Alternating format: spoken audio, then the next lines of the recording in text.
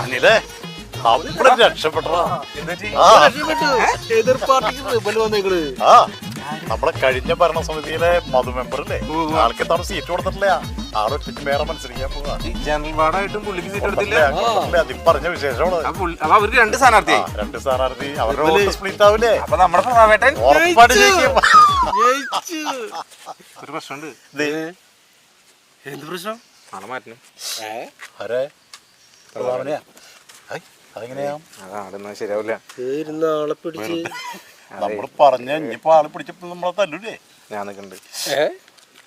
അതല്ല ഞങ്ങള് നേരത്തെ പറഞ്ഞ എനിക്ക് നിക്കാൻ ഇങ്ങനെയൊക്കെ ഞാറയുണ്ടേ.